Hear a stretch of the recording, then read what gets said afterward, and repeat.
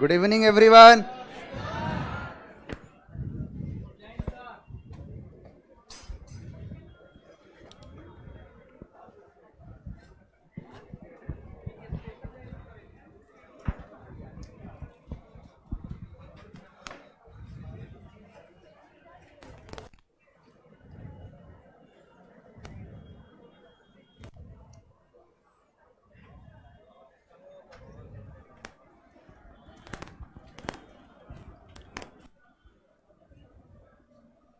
कल क्लास नहीं हुई थी क्या? कल प्रैक्टिस क्लास था, प्रैक्टिस सेट तो अपलोड हुआ ही था।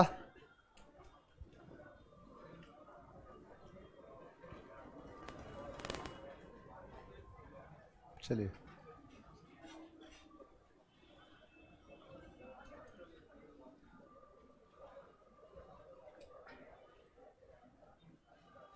Good to see you again. चलिए स्टार्ट किया जाए। कल मिलाए थे घर जाके कि क्वेश्चन बाहर से तो नहीं है ना, एक भी क्वेश्चन बाहर से नहीं था। और मंडे को रिजल्ट मिल जाएगा इसका, जितने हैं, जितने नालायक हैं उन लोग का भी। और इस बार कुछ एक्सपेरिमेंट किया जाएगा। एक्सपेरिमेंट का मतलब कल दिखाए थे, कहाँ है? यहाँ है। इसके साथ एक्सपेरिमेंट किया जाएगा बिना किसी मतभेद के, बिना किसी मत। आर्टिकल 15 यही तो कहता है भाई, हम संविधान के हिसाब से चलने वाले लोग हैं। संविधान हमारा कहता है कि there is not any kind of discrimination on the basis of gender, है ना उसमें। तो यहां भी किसी प्रकार का मतभेद होने वाला नहीं है जेंडर को देखते हुए, ना ना। चलिए स्टार्ट किया जाए। इडियम्स फ्रेज देख लो। पहला वर्ड है हमारा एसिड टेस्ट। एसिड टेस्ट का मतलब होता है कठिन परीक्षा, यानी एक ऐसी परीक्षा जो बहुत ज्यादा कठिन हो, उसे कहते हैं एसिड टेस्ट। यानी एसिड, देखो टेस्ट का मतलब तो परीक्षा से है, लेकिन कैसा टेस्ट है ये एसिड का? आज तक सुने थे मैथ का टेस्ट, इंग्लिश का टेस्ट, रीजनिंग का टेस्ट। ये एक एसिड टेस्ट क्या है? अब ये केमिस्ट्री का, तो वही कहना चाहता है कि यहां पर एसिड का मतलब एसिड से नहीं है। एसिड मतलब दिखाना चाहता है कि जो चीज अपने आप में कठिन हो, किसी से बोल दिया जाए कि लो एसिड का टेस्ट करो, तो वो अपने आप में नॉर्मली तो सबसे होगा नहीं। तो एसिड टेस्ट क्या दिखाता है? कठिन परीक्षा को, यानी टफ टेस्ट को दिखाता है एसिड टेस्ट। नेक्स्ट वर्ड है on the wrong track. On the wrong track का मतलब होता है गलत दिशा में। इन द रॉन्ग डायरेक्शन, यानी गलत दिशा में दिखाने के लिए क्या हो गया? On the wrong track. अब रॉन्ग का मतलब ही होता है गलत, ट्रैक का मतलब रास्ता, यानी जो गलत रास्ते पर है। तो क्या कहना चाहता है ये? गलत रास्ता का मतलब है रास्ते से नहीं, गलत दिशा में। जैसे you are going to the wrong track, तुम गलत दिशा में जा रहे हो, तो ये दिखाना चाहता है कि तुम जो भी कर रहे हो वो सही नहीं है, गलत है। देखो एक छोटा सा काम कर रहा हूं मैंने, क्या किया कि ऑन द रॉन्ग ट्रैक से यहां पर रॉन्ग को निकाला और इसकी जगह पर लगा दिया राइट। चेंज हुआ। तो जरूरी नहीं है कि आपके एग्जाम में ऑन द रॉन्ग ट्रैक पूछे, लेकिन पूछेगा क्या? रॉन्ग पूछेगा, राइट पूछेगा। तो जो भी पूछेगा उसके अकॉर्डिंग आप आंसर तक पहुंच जाओगे। तो ये क्या है? ऑन द रॉन्ग ट्रैक का मतलब है गलत दिशा में, अगर राइट ट्रैक हो जाए तो सही दिशा में। नेक्स्ट देखो, नेक्स्ट है order of the day. Order of the day का मतलब होता है प्रचलन में, यानी इन फैशन, इन वोग भी कहते हैं कि जो चीज प्रचलन में है, जो चीज ऑर्डर में है। यानी ऑर्डर ऑफ द डे का मतलब होता है कि जो आज के लिए ट्रेंड है, यानी ट्रेंड को दिखाता है, जो एक फैशन में चल रहा है, वही क्या कहलाता है? Order of the day. जैसे मान के चलो कि कोई भी चीज ऐसा बहुत ही महंगा मिल रहा है, अचानक से सस्ता हो जाए। अब सस्ता हो जाए तो सब लोग खरीदने लगेंगे, यानी वो एक तरीके से दिखा देगा कि आज का ऑर्डर क्या है? ऑर्डर ऑफ द डे, यानी आज का प्रचलन क्या है, यानी आज जिस चीज का डिमांड ज्यादा है वही कहला चाहता है ऑर्डर ऑफ द डे। यानी आज का ये ऑर्डर है, आज का ये प्रचलन है, यानी इन फैशन में है। समझ में आ रहा है ना? Order of the day. अब इससे थोड़ा सा मीनिंग निकालो कि ऑर्डर है जो ऑर्डर देते हैं, एक तरीके से ऑर्डर का काम कर रहा है। ऑफ द डे, आज का ऑर्डर है, यानी आज का आदेश है। तो आज का आदेश, ऑर्डर ऑफ द डे, जो आदेश हम देते हैं एक तरीके से। देखो ऑर्डर का इंग्लिश ऑर्डर नहीं होता है, ऑर्डर्स होता है, नाउन के टर्म में बताया हूं। तो ऑर्डर्स ऑफ द डे गलत मत करने बैठ जाना कि आज के लिए ऑर्डर है तो ऑर्डर नहीं, ऑर्डर्स होगा। बहुत से ऐसे आप देखोगे जो ईडियम एंड फ्रेजेस आते हैं या फिर फ्रेजल वर्ब आता है, वो जैसा है वैसा ही मानना पड़ेगा, उसमें आपका ग्रामर नहीं चलेगा, क्योंकि मैंने आपको बताया है अंग्रेजी दो हिस्सों में बटा है, एक वोकैबुलरी, दूसरा grammar. Vocab means that is the fact, and fact का मतलब यह होता है कि जो हमेशा वही हो। गुड का मतलब अच्छा ही होता है, कभी बुरा होगा नहीं। लेकिन ग्रामर क्या कहता है कि गुड का मतलब मैं बुरा बना दूंगा सेंटेंस बना के, और वो फैक्ट कहता है कि जो मैं हूं वैसे मानना पड़ेगा। तो वैसे ही ये भी एक तरीके का एक फैक्ट ही है। तो कहता है ऑर्डर ऑफ द डे का मतलब क्या है, जो चीज फैशन में हो, प्रचलन में हो। नहीं कहते हैं कि आज का ऑर्डर चल रहा है, कोई भी चीज ऐसे आजकल का ऑर्डर नहीं चल रहा है। खास करके लड़कियां क्या करती हैं कि बाल होता है तो नीचे एक भूरा रंग का पेंट लगेगा, एक, अब मुझे नहीं पता डाई कहते हैं क्या कहते हैं, नहीं चल रहा है। लड़का लोग क्या करेगा कि बाल ऐसे करके सीधा कर लेगा। अब यही चीज कहलाता है ऑर्डर ऑफ द डे। आज का ये प्रचलन है, आज का ये फैशन है, नहीं होता है। तो इसी चीज को कहते हैं order of the day. Next word है आपका मैन ऑफ लेटर्स। 3 शब्द कराया था और उसी समय ये बता दिया था, एक शब्द होता है मैन इन द स्ट्रीट, आम व्यक्ति, बताया था ना। एक बताया था कि मैन ऑफ, जो स्ट्रॉ टाइप का है, यानी जो तिनके के समान है, वो नॉर्मल व्यक्ति हो जाएगा, यानी जिसका कोई वैल्यू नहीं है। और उसी समय बताया था मैन ऑफ, देखो लेटर का मतलब होता है लेटर, जैसे ए हो गया, बी हो गया, सी, तो ये सब लेटर हैं। लेकिन लेटर्स का मतलब होता है कि जो विद्वान है, जिसको लिटरेचर का बहुत अच्छा नॉलेज है, उसे लेटर्स कहा जाता है। तो यहां पर लिखा है मैन ऑफ लेटर्स। अब जिसे लेटर्स का बहुत बढ़िया नॉलेज हो, कैसा व्यक्ति होगा, ज्ञानी व्यक्ति होगा, स्कॉलर व्यक्ति होगा। तो अ मैन ऑफ लेटर्स, 3 शब्द करा दिया, man of street, man of straw और मैन ऑफ लेटर्स, यही 3 शब्द आता है, 3 के अलावा कोई नहीं आता। नेक्स्ट वर्ड है fair and square. Fair and square का मतलब होता है ईमानदारी पूर्ण, यानी in an honest way, in an honest way. अब देखो ऑन लिखा है हॉनेस्ट, पढ़ते हैं ऑनेस्ट, और इसीलिए आता है एन। तो इन एन ऑनेस्ट वे का मतलब होता है कोई भी काम ऐसा करना जो कि एकदम सबके लिए बराबर बराबर हो, यानी कोई भी इसमें धोखाधड़ी नहीं है, ईमानदारी से किया गया काम। देखो फेयर का मतलब होता है अच्छा, और स्क्वायर का मतलब होता है ईमानदार। यानी कि जैसे आप देखते होंगे कि बहुत से ऐसे काम होते हैं जो स्क्वायर फीट के हिसाब से लिए जाते हैं, होता है ना। जैसे 1 स्क्वायर फीट का इतना पैसा लगेगा, 2 स्क्वायर फीट का इतना पैसा लगेगा, यानी 1 स्क्वायर फुट है, 2 स्क्वायर फीट है, 3 स्क्वायर फीट है, 10 स्क्वायर फीट है। तो जब भी नहीं होता है कि कोई भी व्यक्ति जब अच्छे से काम करवाना चाहता है, नहीं बोलता है कि अगर अच्छे से काम करवाना है, ईमानदारी पूर्ण काम कराना है, तो स्क्वायर फीट के हिसाब से नाप लो, जो क्या है फेयर भी है और स्क्वायर भी है। यानी फेयर और स्क्वायर का मतलब क्या होगा, ईमानदारी पूर्ण। एक चीज और समझ लेना, देखो फेयर जो है अपने आप में एक अच्छे के लिए बोला जाता है, नहीं होता है।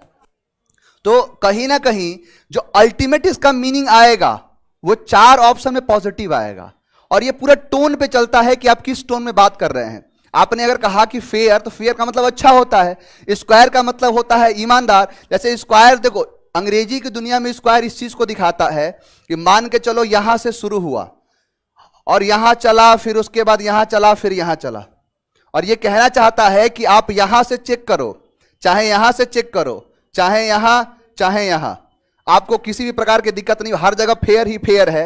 और यही बन गया फेयर एंड स्क्वायर, यानी कोई काम ईमानदारी पूर्ण किया जाए उसे ही कहते हैं fair and square in a honest way. Next word है cut the mustard. Cut the mustard का मतलब होता है अपेक्षाओं पर खरा उतरना। अपेक्षा का मतलब समझते हो, अपेक्षा, एक्सपेक्टेशंस, यानी उम्मीद, अपेक्षा, उसी पर कोई खरा उतरने का मतलब यह है कि जिससे जो उम्मीद थी वो उम्मीद पूरा कर दिया, उसे ही कहते हैं कट द मस्टर्ड। एनडीए में पूछा गया क्वेश्चन है ये, सीडीएस में पूछा है और सीजीएल में पूछा है, यानी लगभग जितने अच्छे लेवल के एग्जाम है सब में पूछ चुका है ये। अब बारी आपकी है, आप जिस एग्जाम बैठोगे तो फिर से क्वेश्चन मिलेगा ये, कट द मस्टर्ड। देखो कट का मतलब होता है काटना, मस्टर्ड का मतलब होता है सरसों। जैसे आजकल तो सरसों की खेती देख रहे हो कितना खराब हो गया है। जैसे हमारे यहाँ जो एडिबल ऑयल हैं, जो खाने योग्य तेल है, उसके दाम बढ़ने का कारण क्या है? सबसे बड़ा कारण यह है जो क्लाइमेटिक कंडीशन है उनकी वजह से पूरा का पूरा सरसों की खेती खराब हो गई, जिसकी वजह से पूरा का पूरा इंपैक्ट ये पड़ा कि खाने वाले तेल के दाम 200 रुपए लीटर पहुंच गए। महंगाई बढ़ी। अब यही चीज कहता है कि कट द मस्टर्ड, अगर कोई मस्टर्ड की खेती किया और मस्टर्ड को कट कर लिया, तो ये कहीं ना कहीं ये दिखाता है कि उसने जो उम्मीद किया था उससे, वो उस उम्मीद पर क्या हो गया, खरा उतर गया। यानी to come up to expectations, यानी उम्मीदों पर खरा उतर जाना। अभी तो पॉसिबल है नहीं। मान के चलो किसी ने पढ़ाई लिखाई छोड़ के और चला गया कि चलो आज सरसों की खेती करते हैं। अब सरसों की खेती कर दिया और सरसों की खेती करने के बाद सरसों काट लिया, तो जो उम्मीद किया था उम्मीद का फल मिला कि नहीं मिला? तो वही तो कह रहा है cut the mustard. Cut the mustard का मतलब अपेक्षाओं पर खरा उतरना। नेक्स्ट वर्ड है डेविल्स एडवोकेट। डेविल्स एडवोकेट का मतलब होता है गलत व्यक्ति का पक्ष लेने वाला। अब इसी से मतलब निकाल लो। डेविल एक अच्छा शब्द है, नेगेटिव टोन देता है। अब यहां डेविल का एडवोकेट है, यानी डेविल एक खुद ही राक्षस है। डेविल एक राक्षस है और राक्षस का एडवोकेट होने का मतलब क्या है? गलत व्यक्ति का कोई पक्ष लेने वाला। यानी कोई एक ऐसा व्यक्ति है जो सही आदमी का पक्ष नहीं, गलत आदमी का पक्ष लेता है। तो डेविल्स एडवोकेट का मतलब क्या हो जाएगा? टू प्रेजेंट और counteract argument for a bad person, यानी गलत व्यक्ति का पक्ष लेने वाला। आगे बढ़ो। नेक्स्ट वर्ड है walk a tightrope. Walk a tightrope का मतलब होता है खतरनाक परिस्थिति, डेंजर सिचुएशन, यानी एक ऐसा सिचुएशन जो बहुत ही खतरनाक हो। वॉक ऑन थीन आइस, पतली सी बर्फ पर चलना, वही होता है डेंजर सिचुएशन, और वही है वॉक अ टाइट रोप। देखो वॉक का मतलब होता है चलना, और टाइट रोप का मतलब इस तरीके के देखे होगे आप लोग, कहीं कलाकृति एक्रोबैट्स कहा जाता है इन्हें, जो ऊंचाई पर चलते हैं। अब एक बात बताओ, अगर ये एक टाइट रोप पे चलने का काम कर रही है, कैसी सिचुएशन है? अच्छा सिचुएशन है, यानी एक खतरनाक परिस्थिति है, डेंजर सिचुएशन है। और यहीं से शब्द उठा लिया, वॉक ऑन अ टाइट रोप, यानी दो शब्द आते हैं। वॉक ऑन थीन आइस, यानी पतली सी बर्फ पे चलने का मतलब है खतरनाक परिस्थिति, और दूसरा है वॉक अ टाइट रोप, यानी एक टाइट रस्सी है उस पर चलने का मतलब क्या है? खतरनाक परिस्थिति। दोनों शब्द याद रहेगा। आगे बढ़ो। फिर देखो यहां पर एन एक्स टू ग्राइंड कई बार पूछा सीजीएल ने, एसएससी ने कई बार पूछा है। आप किसी शिफ्ट निकालोगे ना, आप कोई भी किताब निकाल लेना जिस किताब में एसएससी का प्रीवियस ईयर क्वेश्चन मिलता हो, गारंटी देता हूं कि यह शब्द आपको दिखेगा ही दिखेगा। एन एक्स टू ग्राइंड का मतलब होता है अपना खुद का स्वार्थ, यानी अपना स्वार्थ है ये, वही कहलाता है an axe to grind a private interest. अब जैसे देखो, एक्स का मतलब होता है कुल्हाड़ी और ग्राइंड का मतलब होता है घीसना। इसी ग्राइंड से बना होता है ग्राइंडर, जो घिसने का काम करता है। तो एक्स को ग्राइंड कर रहा है, यानी कुल्हाड़ी को रगड़ रहा है, धार लगा रहा है उस पे। कुल्हाड़ी से प्यार है? कुल्हाड़ी से प्यार नहीं है, उसका खुद का स्वार्थ है कि अगर कुल्हाड़ी मेरी जो मेरे पास कुल्हाड़ी है, अगर वो नुकीली हो गई तो मेरे काम की होगी। अगर लकड़ी काटने जाऊंगा सबसे ज्यादा लकड़ी मैं काटूंगा, क्योंकि सबसे ज्यादा धार मेरे कुल्हाड़ी में है। तो एन एक्स टू ग्राइंड का मतलब क्या हो गया? अपना खुद का स्वार्थ, यानी सेल्फ, अपने आप का सेल्फ इंटरेस्ट है, अब प्राइवेट इंटरेस्ट है, उसे ही कहते हैं axe to grind. Next word है count your chicken before the egg have hatched. ध्यान देना, इसी बार 2022 की बात कर रहा हूं, एनडीए का फर्स्ट पेपर हुआ था। जो फर्स्ट पेपर था 2022 में, ये क्वेश्चन पूछा था। है कोई फर्स्ट पेपर देने वाला यहां पे? है कोई? देख लेना जाके, क्वेश्चन पूछा था और यही क्वेश्चन आया था। उसमें क्या कर दिया था ना कि don't count your chicken before the egg have hatched. यानी देखो, काउंट का मतलब होता है गिनना, चिकन का मतलब होता है चूजा, मुर्गी, बिफोर मतलब पहले, एग्स मतलब अंडे, हैव हेज्ड का मतलब होता है सेना। यानी सेना वो नहीं, सेना फोर्स की बात नहीं कर रहा, नहीं अंडा सेना काम करते मुर्गियां। तो वही कहना चाहता है कि काउंट योर चिकन, यानी अपने चूजे गिन लेना पहले ही। द एग हैव हेज्ड, अभी क्या हुआ है? अभी तो मुर्गी ने अंडा सेना शुरू किया, और सेने से पहले अंडे, यानी क्या कर लेना। ये एक तरीके से ये कहना चाहता है, ध्यान से सुनो, make plans, plan banana, for something, किसी के लिए, दैट माइट नॉट हैपन, जो हो सकता है कि कभी सफल ना हो। देखो ऐसे नहीं समझ में आएगा, एक कहानी सुनाता हूं।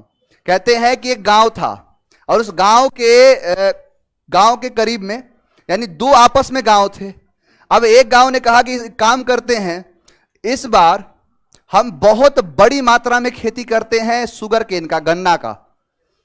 अब गन्ने की खेती करने के बाद सभी लोग मिल गए कि चलो खेती करते। एक बात बताओ, सामने वाला जो व्यक्ति होगा, यानी एक गांव इधर है, मान के चलो एक गांव इधर है और एक गांव इधर है, रास्ता यहां से जा रहा है।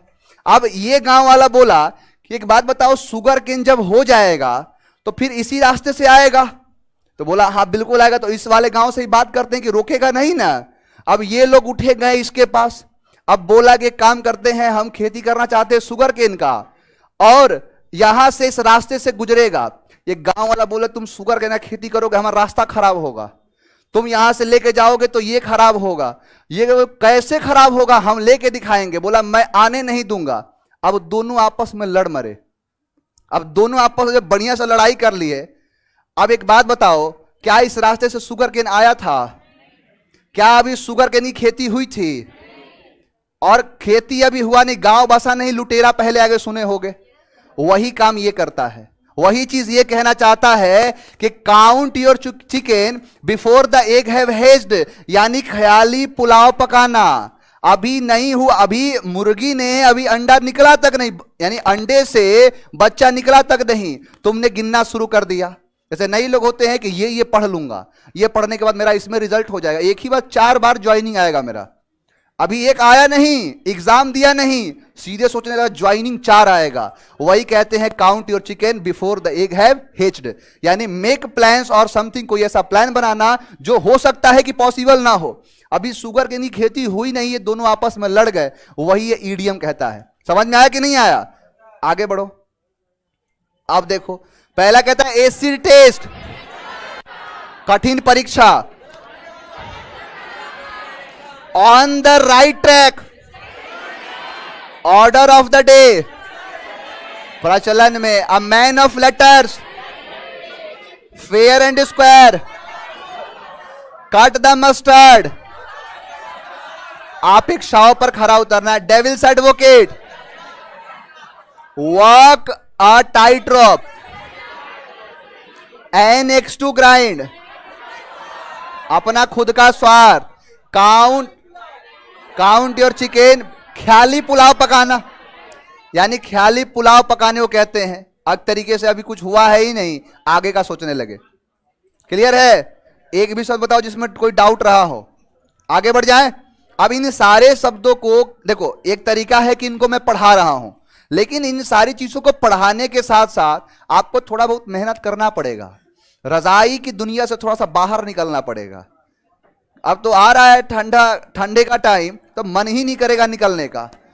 मान के चलो 4 बजे का क्लास है और बज रहा है 3:50।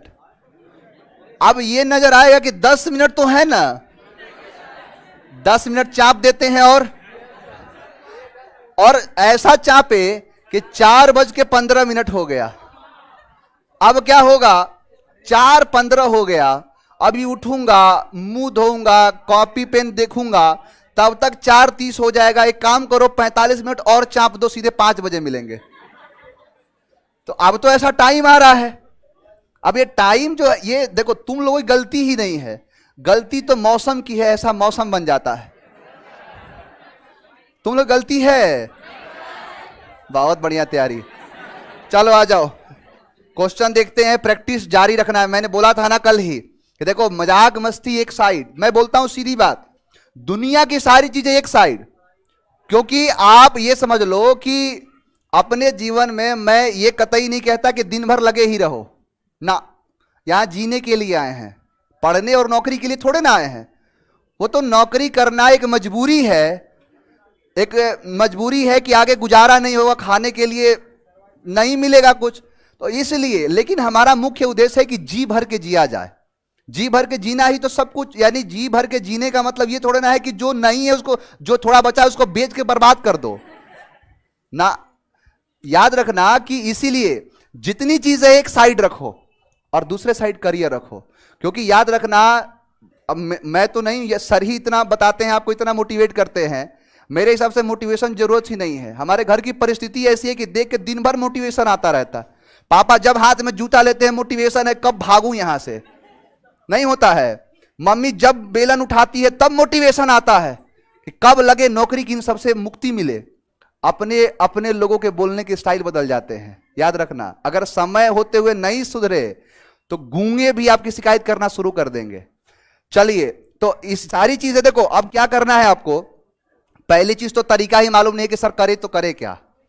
सीजीएल का एग्जाम हो गया है, प्री आपको अवेलेबल हो जाएगा कहीं से, इंटरनेट की दुनिया से, और उस प्री के क्वेश्चन को लेके बैठो और उसको लगाने की कोशिश करो। चाहे वो मैथ्स का एक साथ मिल जाएगा, मैथ्स का होगा, रीजनिंग का होगा, इंग्लिश का होगा, जीएस का होगा। और जैसे ये समाप्त हो जाएगा सीजीएल का, तुरंत आ जाएगा सीएचएसएल का। आप सोचो कि सीएचएसएल का मिल जाएगा, सीएचएसएल में लग जाओगे। आप अपने आप को इतना मजबूत बना लो ना। देखो, एक चीज है कि परीक्षा की जो तैयारी होती है मुश्किल से 1 से 2 बार करनी चाहिए, लेकिन 2 बार को आखिरी बार समझ के करो। होता क्या है कि लड़के लग जाते हैं, एक बार नहीं हुआ दूसरी बार देंगे। मेरे ऐसे ऐसे लोग जान पहचान के हैं कि जो मेरी उम्र से डबल हैं और वो अभी तक तैयारी में लगे हुए हैं। किस काम का? मिल भी जाएगी नौकरी तो क्या कर लोगे? आप क्या करो कि जितना भी कुछ, जितने क्वेश्चन आ रहे हैं, आप ये मान के चलो कि मुझे ज्यादा ज्यादा 2 अटेम्प्ट देना है, चाहे वो किसी का हो, यूपीएससी हो, एसएससी हो, चाहे कुछ भी हो। मुझे 2 अटेम्प्ट देना है और 2 अटेम्प्ट आखिरी मेरा अटेम्प्ट होगा। मुश्किल से दूसरा अटेम्प्ट देना है और दूसरा मेरा आखिरी होगा। उसके बाद पढ़ाई उढ़ाई छोड़ दूंगा। अगर हुआ तो ठीक, नहीं हुआ तो फिर दूसरा काम करूंगा। एक बात बताओ, दूसरा काम करते हुए ये सारी चीजें भूल तो नहीं जाओगे? यही कहता हूं कि 2 बार 2 अटेम्प्ट जो देना है उस पर जी जान के मेहनत कर दो, जी जान लगा दो। जितना है तुम्हारे अंदर पोटेंशियल सब झोंक दो, सारी चीजों को छोड़ दो। और 2 बार जब दे दोगे ना, उसके बाद कुछ भी करते रहो। जैसे एग्जाम आए 1 महीना पहले चाप दो, पूरा निकल जाएगा सारा एग्जाम। आगे बढ़ो, आ जाओ, क्वेश्चन देखते हैं। अब यहां पूछा है कि given below are four jumbled sentences हैं, बनाओ जरा आंसर क्या होगा। इतना जल्दी, इतना जल्दी आंसर दे कैसे दिए? कहां से पढ़ रहे हो? आओ देखते हैं। अब देखो, कहा है पहली चीज तो ये कि सो, इसलिए कंक्लूजन दे रहा है। एक ऑप्शन को मिटा दो। अब एक ऑप्शन मिट गया।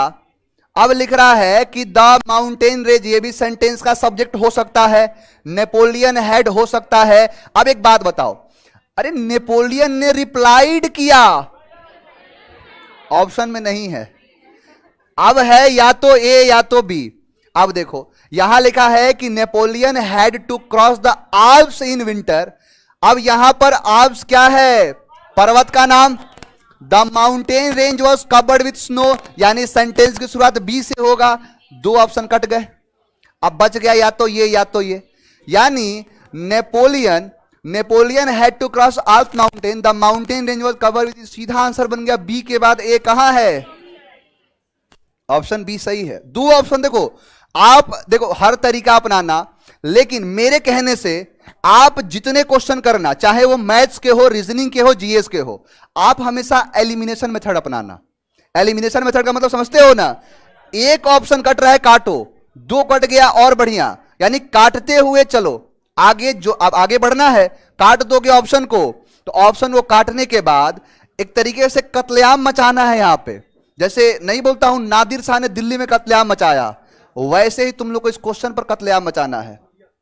आगे देखो, नादिर शाह ने दिल्ली में मचाएगा नहीं। उस समय दिल्ली सल्तनत का, मुगल सल्तनत का राजा कौन था? अब रंगीला जैसा बादशाह है तो क्या करेगा?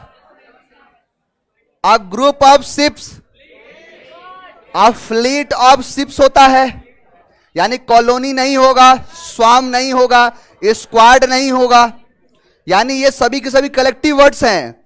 कॉलोनी का मतलब होता है कि जैसे आंट्स के कॉलोनी होते हैं या फिर अपार्टमेंट का कॉलोनी होता है, घर का कॉलोनी। स्वाम का मतलब होता है मस्क्यूटो, जैसे मस्क्यूटो का झुंड हो गया, इंसेक्ट का झुंड हो गया। स्क्वाडन सुना होगा, स्क्वाड मतलब एक ग्रुप होता है, जैसे एयरफोर्स के लोग का स्क्वाडन लीडर कहा जाता है।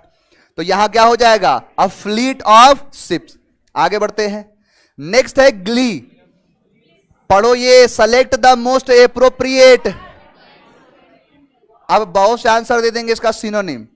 ग्ली का मतलब होता है, ग्ली का मतलब बताया तो हूं, ग्रुपिंग वाले वर्ड्स याद हैं।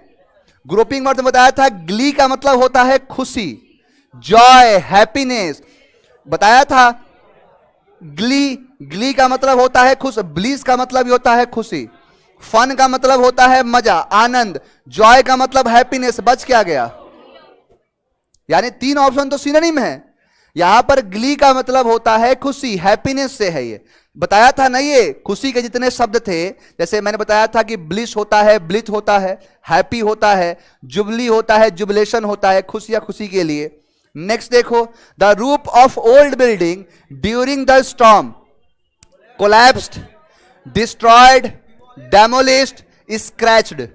4 शब्दों में से बताओ, ए में कितने लोग हैं और बी में और सी में कितने लोग हैं, और यहां स्क्रैच्ड।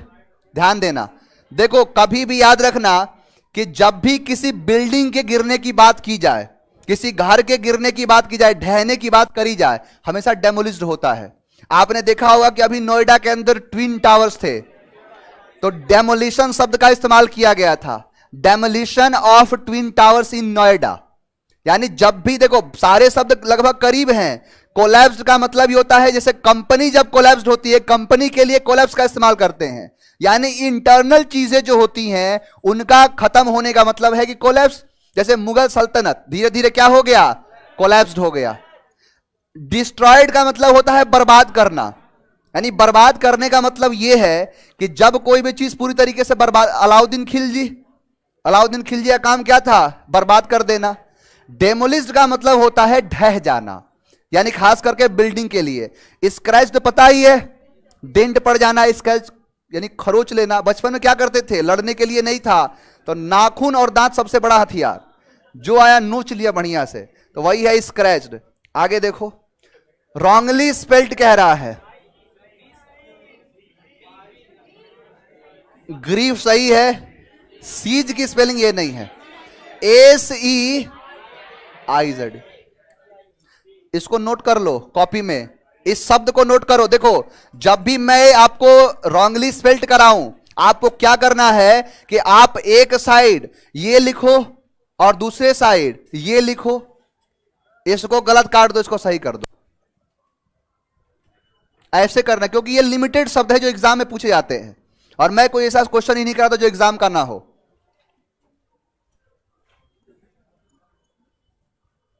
हो गया?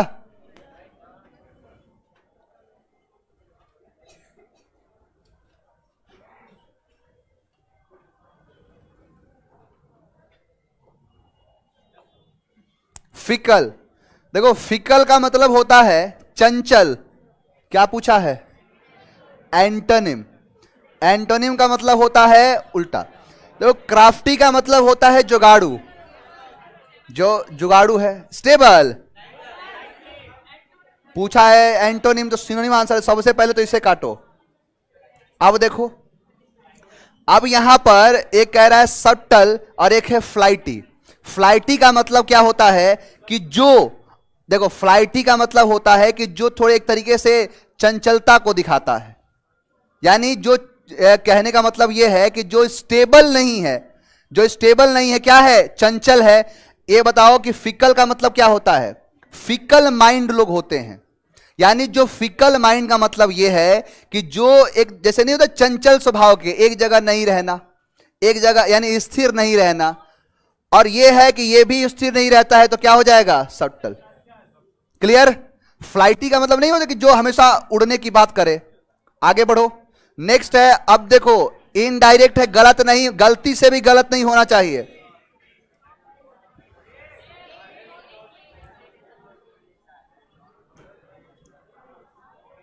डी, सी, बी और ए सही है ना? आओ देख लेते हैं। देखो, do not play in the sun, said to me. अब सेड टू मी है कि do not play in the sun, तो ये क्या है, एक तरीके से इंपरेट कर रहा है। तो डू नॉट का होता है नॉट टू, टू नॉट होगा नॉट टू। दूसरा एडवाइस भी कर रहा है, तो एडवाइस होगा ऑप्शन नंबर ए। गलती तो नहीं होगा ना, इनडायरेक्ट क्वेश्चन गलत नहीं होने चाहिए। इफ किसमें, ये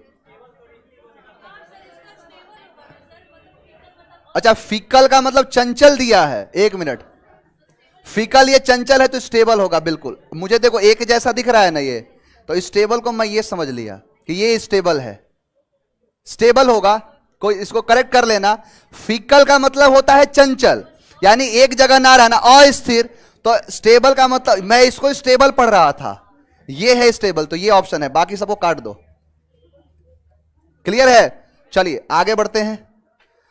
if they will get married they will probably settle in Mumbai.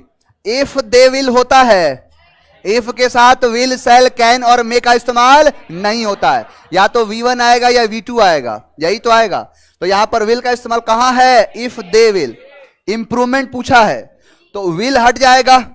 अब देखो ध्यान से सुनना, अब यहां पर इंप्रूवमेंट में से देखो करने का तरीका बता रहा हूं, इसको काटो, यहां पर ये तो होगा नहीं। अब if they had got married तो विल होगा, वुड करना पड़ेगा। तो इफ दे गेट मैरिड, यानी गेट है ये, शादी करवाते हैं, तो क्या हो जाएंगे? They will settle in Mumbai, Mumbai में चले जाएंगे। आगे देखो, अब देखो जंबल्ड है ये। अब जंबल्ड में आंसर देखता हूं कैसे देते हो तुम लोग, सी होगा। अब देख लो, मुझे नहीं पता, एक बार टाइम दो, तुम लोग जो आंसर दोगे मैं सही कर दूंगा। डी में कितने लोग हैं? बी में, ए में और सी में कितने हैं? बहुत बढ़िया तैयारी। देखो सेकंड में करने का तरीका है, दो तरीका बता रहा हूं। देखो पहले तो है दीज आर, नहीं होगा, नहीं होगा ना, ए को काट दो, ए है ही नहीं। अब देखो उससे भी एक आसान तरीका, यहां 10 दिख रहा है, जिस ऑप्शन के लास्ट में हो वही आंसर होगा, और ऑप्शन नंबर सी है। 10 दिख जाए यानी लास्ट ही होना है, लास्ट ही आएगा, और जिसमें लास्ट आंसर है।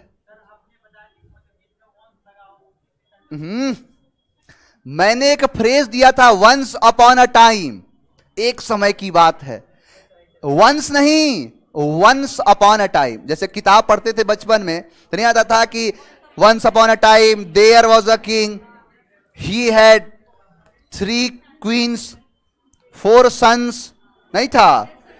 तो वही तो वंस अपॉन अ टाइम एक फ्रेज है, वंस नहीं, वंस अपॉन अ टाइम। 10 को देखना, देखो एक कभी कभी क्या होता है, मान के चलो कि इसमें आंसर ये भी डी नहीं होता, फिर ऑप्शन क्या सही होगा? या तो ये है या तो, यानी सेकंड लास्ट सही होगा। ये कभी पहले नहीं आएगा, हालांकि इतना आपसे एक्सरसाइज करवाएगा नहीं, सीधा क्वेश्चन पूछ देगा। थोड़े से वही कीवर्ड्स तो निकालने हैं। यहां पर लगा है 10, तो ऑप्शन क्या हो गया? सी। और देखो आगे, to see eye to eye, agree with someone. अब देखो इसमें मान के चलो काटना होगा। अब देखो काटने का तरीका बता रहा हूं, सी से सी नहीं होगा, स्टेयर नहीं होगा, घूरने से नहीं होगा, अब बच गए ये। अब सस्पिशियस से नहीं होगा, एग्री विथ समवन, तो एग्री विथ समवन होता है। समझ में आ रहा है? आगे बढ़ो। To increase the speed, one word, accelerate, गाड़ी में नहीं लगा होता एक्सलरेटर, स्पीड को इंक्रीज करने का काम करता है, to increase the speed.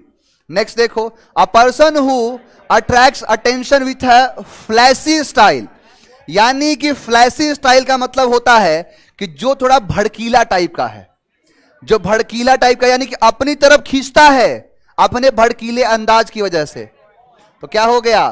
Flamboyant. Flamboyant का मतलब होता है भड़कीला, यानी जो दिखावटी भड़कीला टाइप का है उसे कहते हैं फ्लैम्बॉयंट।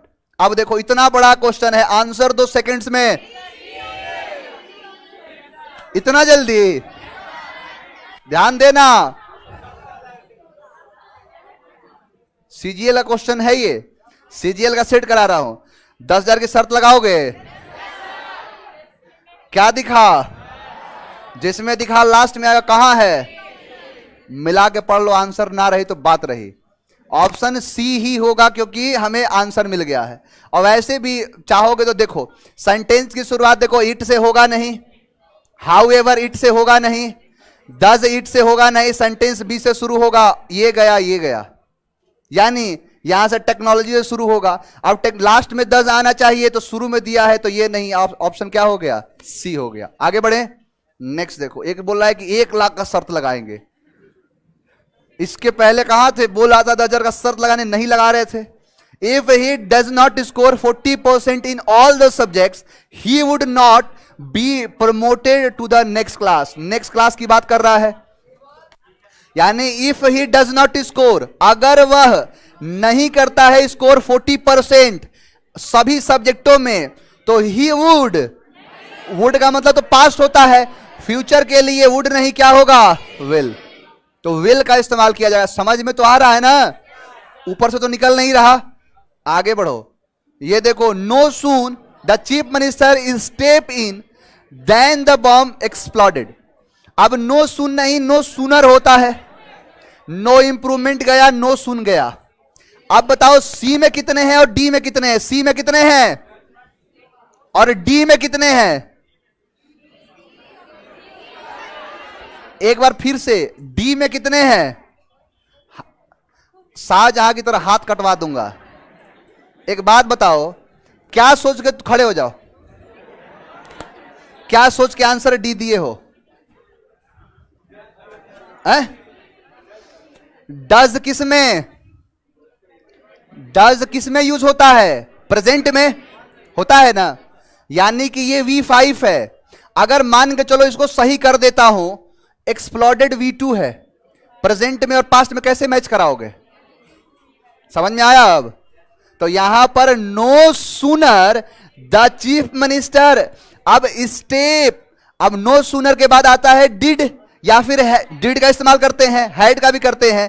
अब यहां पर अगर डिड करोगे तो डिड के हिसाब से, डिड करने का मतलब क्या है? पास्ट की बात कर रहे हो, इसीलिए यहां पर डिड करोगे तभी जाके इसको एक्सप्लोडेड को सही कर पाएगा, अन्यथा इसके हिसाब से सही नहीं होगा. समझ में आया? डज भी होता है, बैठ जाओ. तो यहां पर no sooner did the chief minister, जो ही ना किए थे कि बम फट गया था. एक्सप्लोडेड V2 है ना, इसीलिए V2 होगा. ये क्वेश्चन में पता है स्पेशल अटेंशन दिया था कि इस पर पूछूंगा.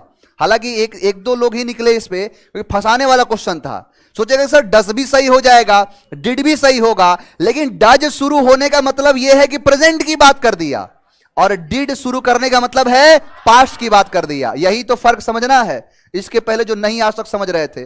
Why do you spend so much money. अब डू दिखा, डज दिखा, क्या लगेगा? इज एम आर कहां है? ये गया, दो काट दिए ना, दो तो कट गया ना. अब why is so money, being क्या कर रहा है? Option B. यही करना है. देखो एलिमिनेशन मेथड से आसान होता जा रहा है, ऑप्शन हटाते चले जाओ. सही करने लगोगे तो बहुत सारे ऐसे लगेंगे कि ये भी सही है, ये भी सही है. सेक्रेड का मतलब होता है पवित्र, तो यहां हो जाएगा होली. होली का मतलब ही होता है पवित्र. आगे बढ़ो. इनकरेक्टली स्पेल्ड, यानी इन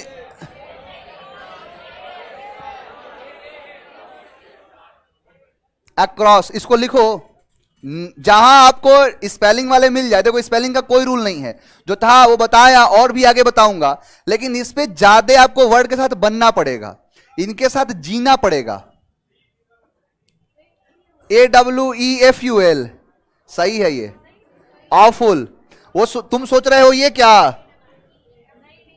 अकेले आता है तो ये, और इसके साथ अगर कोई भी सफिक्स को जोड़ते हो, ई को काटना पड़ता है. बताया नहीं था? आए नहीं होगे. अक्रॉस हो गया ना. आगे देखो. नेटिव पूछा है क्या? एंटोन. नेटिव का मतलब होता है भाई दयाद, यानी जो अपना भाई दयाद टाइप का है उसे नेटिव कहते हैं. जैसे नेटिव कंट्री कहा जाता है, पड़ोसी, तो वही है. देखो अब तो नेबरिंग कंट्री वो हो जाएगा पड़ोसी कहने का मतलब ये है कि जिनके साथ रिश्ता अच्छा है उसे नेटिव एक तरीके से कहा जाता है. देखो अर्बन का मतलब पता ही है, रूरल और अर्बन, शहर गांव के बारे में. रस्टिक का मतलब होता है देहाती. फॉरेन का मतलब होता है विदेशी. या फिर इसका एंटोनिम्स आता है एलियन. एलियन का मतलब ही इसका हो जाएगा एंटोनिम. एलियन का मतलब होता है विदेशी. एलियन से वो वाले एलियन को मत समझना, कोई भी व्यक्ति जिससे आप पहले कभी नहीं मिले हो वो आपके लिए एलियन है. किसी का बिहेवियर, अब जैसे मान के चलो कोई आपसे बढ़िया से बात कर रहा है और किसी दिन उसका विकराल रूप देख लिए. विकराल रूप कैसे पहाड़ उठाया जाता है, वो उसका बिहेवियर तो मेरे लिए एलियन था, जीवन में पहली बार देखा हूं मैं उसके बिहेवियर को, तो वहां भी आ जाएगा एलियन। नेक्स्ट देखो, लुक डाउन अपॉन। अब देखो एक बात बताओ, लुक डाउन अपॉन, अब यहां लिखा है लुक फॉर समथिंग, किसी चीज के लिए देखना। Look down from height, height से नीचे देखना। To be full of guilt ना, टू कंसीडर समवन इंफीरियर, यानी किसी को तुच्छ समझ, यानी तुच्छ नजरों से देखना, किसी को ह्यूमिलिएट वाली नजरों से देखना, वही कहलाता है लुक डाउन अपॉन। अब ये लुक वाले जितने फ्रेजल वर्ब्स हैं, ये फ्रेजल वर्ब कराया हूं। लुक फॉर क्या होता है, लुक टू क्या होता है, लुक एट क्या होता है, look in to, look in, ये सारे शब्दों कराया हूं। इसके साथ आपको रहना पड़ेगा। चलिए, थैंक यू वेरी मच, कल मिलेंगे।